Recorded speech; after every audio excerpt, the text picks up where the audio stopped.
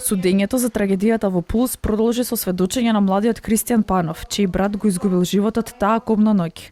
Панов во судницата кажа дека повремено работел како келнер во Пулс, но не бил пријавен, додека пак неговиот брат Андреј работел како шанкер. На прашање одговори дека претходно во објектот не забележал дека има ПП апарати. Таа вечер Панов дошол на концертот на ДНК околу 2 часот и 20 минути.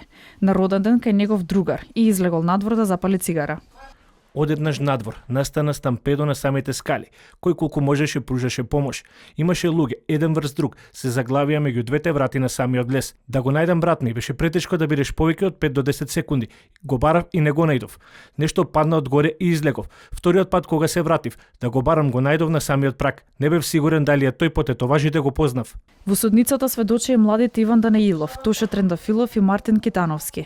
Дел од нив посочија дека се забележал црн чат кој се ширел од плафонот и секој се спасувал како знае и умее. Дел од сведоците на прашање на обвинителството кажаа дека и претходно во Пулс од време на време имало пиротехника при одредени настапи на изведувачи. Чувствував печење на очи. Се сопнувавме, паѓавме еден врз друг. На вратата настана гужва. На почетокот на рочиштето, судиката Дијана Груевска-Илиевска предупреди на понатамошно почитување на редот во судницата и побара дисциплина без понатамошно меѓусобно дофрлување. Откако адвокатката Ивана Коцевска, бранителката на Дејан и Михаил Јованови, побара од надлежните институции да реагираат поради злоупотреба на незиниот лик на марш на ангелите во Кочани. Родителите на загинатите во пожарот во Пулс ги отфрлија овие тврдења.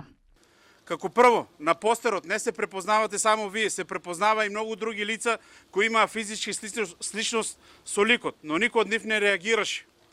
Ниту отолкуваше пораката како напад. Единствено вие, адвокатке Коцевска, излеговте со тврдења дека сте биле лично засегната. Следното рочиште продолжува следниот понеделник.